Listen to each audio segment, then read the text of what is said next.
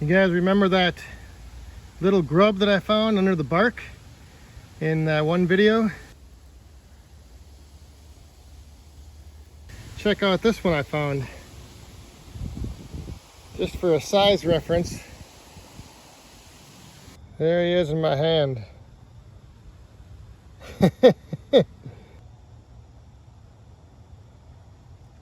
Sorry for the dirt under the fingernail. He's a pretty good sized one compared to the other little one I found. Apparently you can eat these things. They taste like cream corn, but I am not gonna find out. Oh, he's trying to bite me. Hey, all right, welcome back, Woodhounds, to the Back 40 Firewood channel. Back here in the Woodyard, and today, look at this. Oh, the sun's right in my eyes, but all the wood from the Super Split Marathon, it's all cleaned up. I got it all picked up, hauled over and stacked. I'm going to show you that in a second here. But one thing I just want to touch on, I know I gotten some feedback on it, but the one thing that works out good when you're, well, for me anyway, is when I want to have a kind of a mix of wood that I want to separate out to sell, like smaller splits, and then larger pieces that I want to keep for myself. It works good to be able to just push those through, and sometimes on a bigger piece you can split off two smaller pieces, so you get two for selling, two for keeping. So let me show you here. In this bucket is a good example of the last little bit that I picked up. I've got some odds and ends scraps there. That's just going to be for like the fire pit, future Back 40 live stream fires. But let me show you this bucket, and then we'll go over and I'll show you where it all stacked out. So this last bit that I picked up here, you can see on the bottom. So all of that's going to go into a separate stack that I set aside for the roadside stand and bundles in the winter. And then everything on the top is what I'm going to be keeping and putting on the stack that I'm going to be using to run the boiler next winter. So I do have customers in the winter who come for wood for either like in their fireplace in their house, or their wood stoves like in their basement or man cave or wherever. So they like those smaller splits down there because they're easier to handle. They're oak, so in the winter they give a lot of heat, have a lot of BTUs coming out of them. So that's why I like to separate out and keep all my oak pieces separate for the winter stand and winter bundles, and then, you know, everything else I just mix together for the recreational burning, for fire pits, campfires, etc.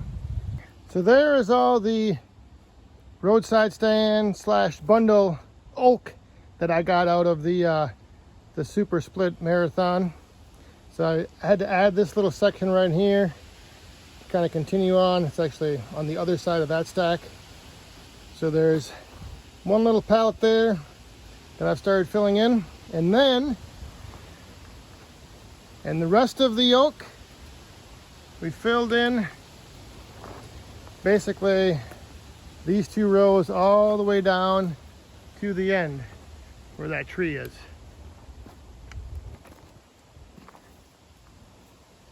So you can kind of see the different color separation. That darker stuff, that's what was there before, and then all that lighter stuff on the top, all the way down on both sides, filled that in. And then all the scrap, like odds and ends pieces, I just throw them up on the top to kind of stabilize both stacks, and then that'll make it nice for when I throw a tarp on this. It'll kind of give it a little peak in the center, keep the water from pooling up between the stacks. So now I have my supply of oak for potentially next winter. Starts right here where this pine, this separation of pine, and it runs all the way down there. 2 rows. We've got 1, 2, 3, 4, 5, 6, 7, 8 pallets. So that's 32 feet times 2, 64 feet. It's about 4 feet high, give or take. I don't know, I don't really get too hung up on measuring it out, but it's It's a good couple stacks of wood right there. So one of the things I get asked about and commented on quite a bit is, you know, what am I going to do with all this wood that's piling up in the wood yard? But the one thing you have to keep in mind is, while I do sell, you know, the small amount that I do sell out of the roadside stand, I do burn myself as well. So like all that oak that we stacked over there, and now like some of this stuff from the previous video, some of them bigger snarly pieces, I'm splitting those down and I'm saving them for myself to burn as well. Because every piece of wood that I can get up here for myself to burn is one less piece that I have to bring up from down on the farm. So if we can get ahead, you know, a good 2-3 years ahead down on the farm, and I can get ahead a good year or two up here for myself, then I'm not going to need to be pulling from the supply down on the farm. And, you know, that can become almost like, you know, an emergency fund of wood. So, you know, some winter it is really cold for a month and I'm burning through a lot of wood. I've got wood down on the farm if I burned everything up, you know, up here. So that's why, you know, when I say there's never enough wood, it's not just for selling. It's also that I burn quite a bit of wood myself. We fire the boiler up in October and we burn all the way through the end of May. So we can go through a lot of wood. And like some of this stuff here, like this, whatever that tree was, elm, hackberry, or I don't even know. So whatever this stuff is, you know, it's not oak, so I'm keeping it separate from my oak, so I know what's, you know, for instance, like if this stuff, I'll probably burn in either like late fall or early spring, but in the dead of winter, that's when I want to be burning my oak. So now, like some of this stuff over here, I've got some big snarly pieces. I'll probably bust some of that up and add it to this pile, because that won't be, you know, it probably won't split out very good for recreational burning. Like that big piece right there, I can tell already that one's going to be, you know, just big chunks that are going to go right there for my use. So here's a good example of separating out stuff from myself and stuff to sell. So this big chunk over here, he's only about 10 inches. This one here is about 15, 16. So that one will make good splits for the roadside stand or bundles. That one will make a good piece to just slab up into some big chunks and throw him on, you know, my pile for burning. Even though it is basswood, like I said, it would make, you know, some of this wood is good for early spring when you're not calling for a lot of heat. And then that one over there, we'll bust that one up into smaller splits for bundles or the roadside stand.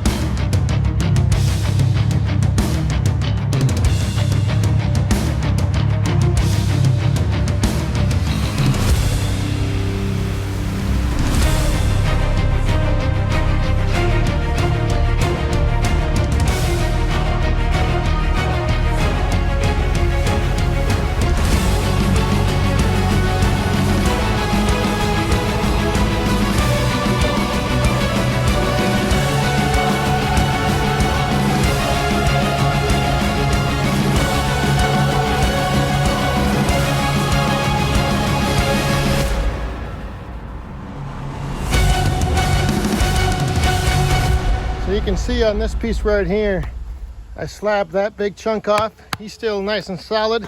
This is part of that the inner core that was exposed. He's kind of soft, not the best, so this would be a chunk that I set aside to put up on the pile for the boiler. And then that stuff I'll keep busting down to add on to this recreational bucket of wood. Then we'll split the rest of this up, and then I got that big chunk left to do over there. So I will do that, and then I'll check back in and show you guys how much of the bucket it filled up. And there it is. From that one big piece with the hollow center. So a full bucket full of recreational wood, and then I did some of the inner stuff. I did just chunk that out. So there's a little pile of 2, 4, 6, 8, 10 pieces to add into the boiler wood stash for next year. Right over there. We'll keep building that up. Put this stuff, stack this stuff over there. We'll take the bucket and stack that over there.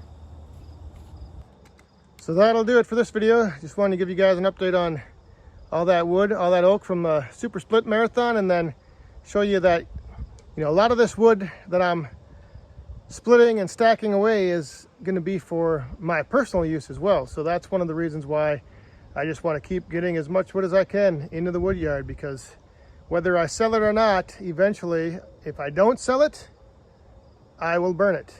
So there you go. And that big piece there, that was a little bit of a challenge again. Not as much as the one before because it wasn't that heavy, but still a little bit of a challenge, but it's split up now and heading to the pile. So with that, we'll see you guys next time. Thanks for watching. Stay safe, have fun, and be cool.